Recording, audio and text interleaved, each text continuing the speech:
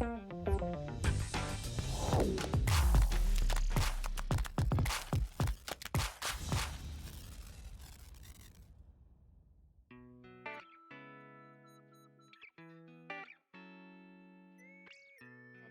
about range anxiety? Is that gone away? You feel comfortable driving your EV right now? No Yeah, issue. I think. Hi everybody, Lee and Warren Evans here again. We are doing a continuing series on how to transition to a clean energy life. Warren has developed an ebook called 5 Things Consumers Can Do to Fight Climate Change. And one of the first things you can do is to measure your carbon footprint. We talked about that in the last session, and we'll review that in a second. But the second thing you can do is to reduce your travel emissions. And Warren has talked about this in prior sessions. Travel is probably the number one area that you can impact in terms of reduction in emissions. So Warren, I'm going to turn it over to you to do a little bit of review of the last session in terms of measuring your carbon footprint, and then let's jump right into the travel section. Yeah, Lee, as you said, we talked about measuring your carbon footprint, which is really easy. As a matter of fact, I recommend the Cool Climate Calculator from Berkeley College. It's online and available, and the links are in the book. But measuring your carbon footprint is the first step. And then reducing your travel emissions, as you said, we with a tongue in cheek say ending the ICE age, and ICE stands for the internal combustion engine.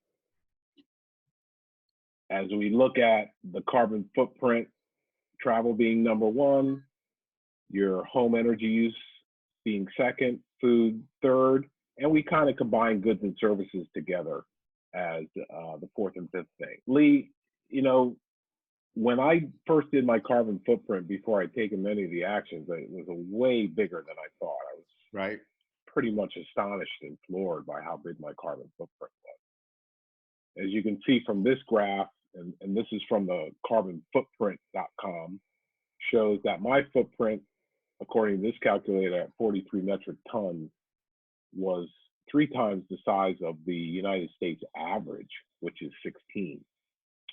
But in order to meet the 2015 goals to reduce the temperature rise by 1.5 degrees Celsius, the world target has to be 2 metric tons. So you can see from this visual how my carbon footprint before actions really dwarfed what the world target is. So I've got work to do. This graph that we showed before shows how big the car fuel component is. It's bigger than all the other ones, but home energy use, electricity and gas, is secondary. Yep. It is actually another area that you can impact to really reduce your carbon footprint.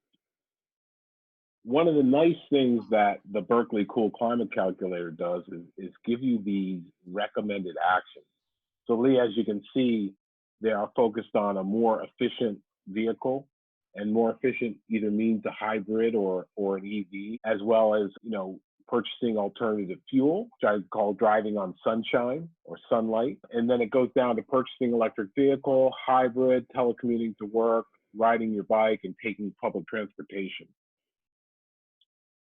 The interesting thing about this is that obviously some of them are free. They require no investment. So Berkeley does a nice job of telling you what the recommendation is, how much carbon you can save, the dollars you can save, and then the upfront cost. So this is kind of a nice package of recommendations that you can go down the list. And as you fulfill each one of these recommendations and you click the button, it then subtracts the carbon saved out of your overall carbon footprint. So it's pretty nicely formatted in that way. Warren, this is great. And just speaking for myself, I'm not able to hop into an EV right now, but I certainly can start to look at that and save for it and know what that impact is going to be. But then it also gives me some choices to dive into in the meantime prior to making that leap. So, Warren, we talked about low hanging fruit. One of the easiest things somebody can do is join a community solar farm. If you can't or don't want solar panels on your roof or property, you can subscribe to a solar farm. Rewire works with community solar developers all across the New York State and the East Coast. And you can sign up and subscribe to a solar farm. You're going to get a reduction on your electric bill, and you're going to help the environment. So it's a win-win for people who join a community solar farm. Any other thoughts on that, Warren? I think a lot of people are worried that there's nothing that they can do. But this is just an example of a simple action that you can take that puts you closer to the clean energy life, as well as helps you to save money. This is a way that people who may have thought they can't participate can be part of the clean energy movement. Very good. And Warren, as you know, we do have a give back program Right. that we offer. Any nonprofit that joins us, we designate a promo code for them, and then anybody that supports them, friends and family, members, etc., can put that promo code in the subscription, and the nonprofit gets a $50 donation. So that just adds That's another excellent. win to the whole program. Now, right now, this is only available in New York. That's correct. Okay. Available in New York State, and we'll soon be expanding to other states as we progress. Excellent. Right. You know, the way I look at it in saying that an electric vehicle obviously has costs associated with it. And I think what most people don't know is that the prices are coming down quite dramatically, especially as some of these new electric vehicles that are being produced by Tesla and Nissan and others will come into the secondary market, will come off lease. So the affording being able to leave the world of the internal combustion engine is becoming more and more affordable. And if somebody's in a situation where they have to buy a car anyway, they really should at least look and get an idea of what the costs are. In my case, we don't have internal combustion engine vehicles anymore. We have 2 electric cars. And one of the things that you may not really consider is the fact that I have no gasoline bill anymore. Right, So right. all the money I was putting into gasoline now is gone, and now my electric bill is slightly higher, but it's really only a percentage of what my gas bill used to. So I call it pennies on the dollar because the internal combustion engine is so much less efficient than the electric vehicle. So the overall cost of operating the electric vehicle are much smaller. I would say actually about 20% of what I was paying for gas. What about maintenance, Warren? So maintenance for electric vehicles is almost nothing. There's no oil changes, there's no exhaust systems, there's no piston spark plugs, there's no transmission. None of that is present. So it more or less comes down to the tire maintenance, tire rotation, and fluids, and that's about it. Now, Wow. obviously, each electric vehicle has a battery, but most of the better electric vehicles have battery warranties that go up to 8 years. So there's a whole different way of thinking about it. It's basically much less complex, where you might have 10% of the parts in an electric vehicle that you have in a gas vehicle. Another thing to think about is that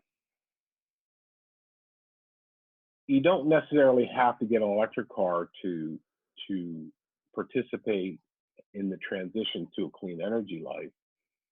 Obviously, a lot of us love to ride bikes and love to take walks. So I think it is a matter of thinking about transportation a little differently and looking at ways you can decarbonize, whether it's taking public transportation, where you may not have done that before, riding your bike, taking a walk, or joining a carpooling group. So things like that are available to people in order to really make an impact.